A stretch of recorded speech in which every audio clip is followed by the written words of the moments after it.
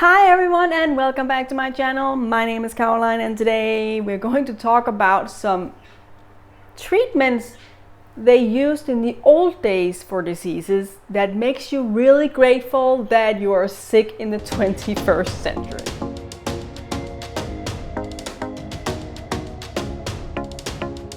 Before we get started, don't forget to subscribe to my channel and turn on notification, like the video, share the video, and you can also go follow me on my Instagram. That's also called The Art of Being Ill. As some of you might know, I am educated as a pharmacy technician and I do have this weird interest in the medical field and in medicine and also the history of medical science. So I thought I would do a series of videos on weird treatments that we cannot believe have ever been used for anything with the knowledge that we have in the 21st century. And also treatments that makes you really incredibly grateful you were not sick 200 years ago or 500 years ago or even just like 100 years ago. Trust me, now that we absolutely have to live with chronic illness, we should be very thankful that it is in the 21st century. The first treatment I want to tell you guys about is for syphilis. Syphilis is a sexual transmitted disease, and it was very common back in the day, 200 years ago, 300 years ago. It was very common that people had syphilis. And syphilis is a bacteria, and it's like I said, sexual transmitted. So you would get these wounds on your genitals, and that would spread to your skin, even in the face, like these small wounds.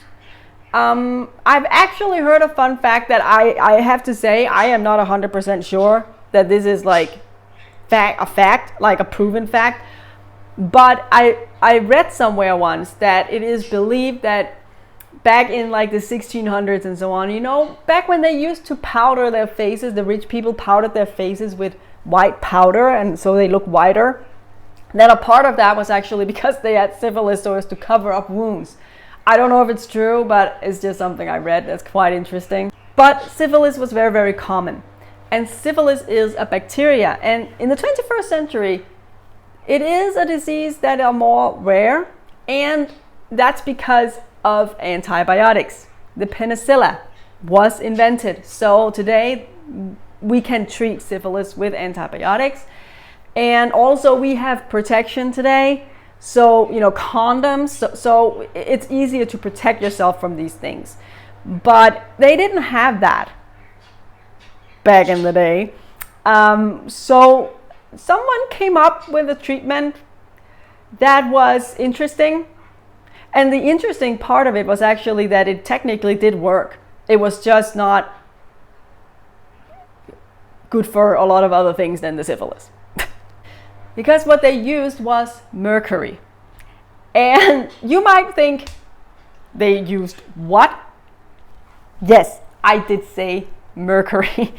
They actually used mercury. They would either ingest it or they would rub it on the wounds, on the skin and the genitals. And we know today in the 21st century that this is like really, really toxic. But mercury is highly toxic and actually capable of killing bacteria.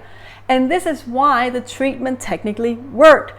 It didn't necessarily cure, but it could hold the syphilis down so you didn't get these wounds. And yeah, so technically it worked. The problem was that the side effect was like, you could die. It either would work or you would die, or like you would be poisoned by mercury, or like it was a risky business. But technically mercury actually did work. It did kill the bacteria syphilis so that people didn't have the wounds, or at least the illness wasn't so active. But yeah, death was a very, very common side effect to this, and clearly it's very poison. It's not good.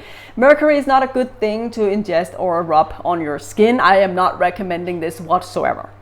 I have struggled a lot with my mental health, and I have ADD, and I've also had depression and anxiety.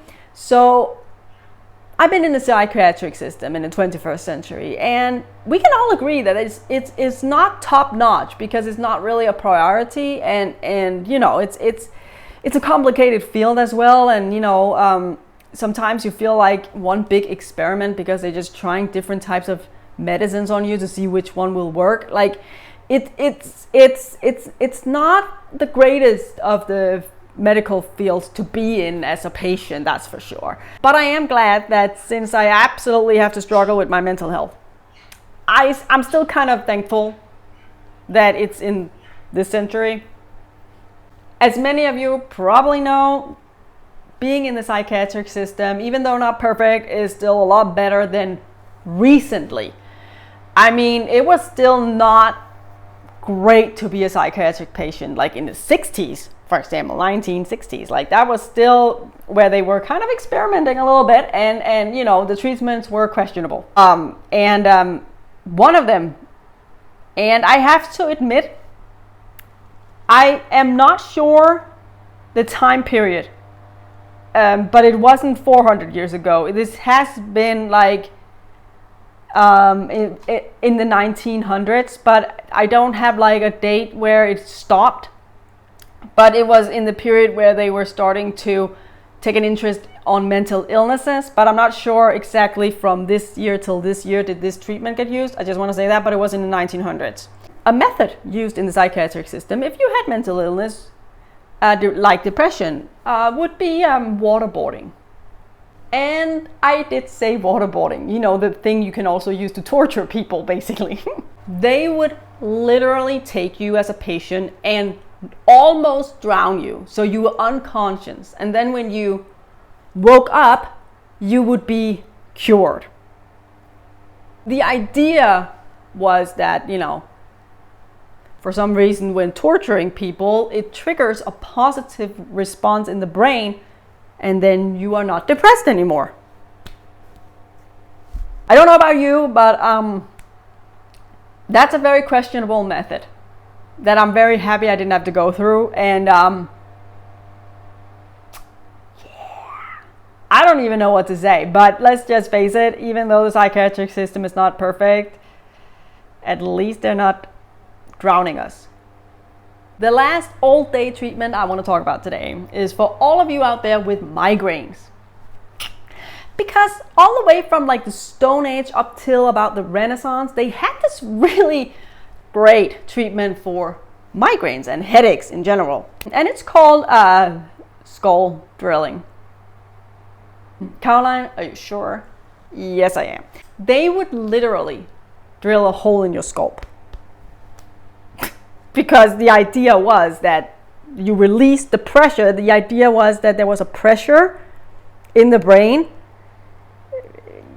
And then when you drill a hole in the skull, that pressure would be released. I mean, some people actually did survive getting their skull drilled holes in. And remember, this was without any anesthesia. They didn't even have morphine in the Stone Age. So I guess what I want to say with this video today and the next many videos in this series is that, yeah, the medical system is not perfect, but at least they're not rubbing toxic mercury on you, they're not waterboarding you, and they're not drilling holes in your skull. I hope you enjoyed this little medical history video, and I will share more of these stories with you because I find it very interesting. And let's just take a moment to remember all the people throughout history who has literally been human, alive, feeling guinea pigs for doctors to do experiments on to figure out how to treat different things and how the body actually works. I mean, oh my God, we owe these people so much. Thank you. Thank you. Once again, don't forget to subscribe to my channel and like the video, turn on notifications, and you can also go follow me on my Instagram. That's also called The Art of Being Ill. I will see you next time right here on my channel, The Art of Being Ill.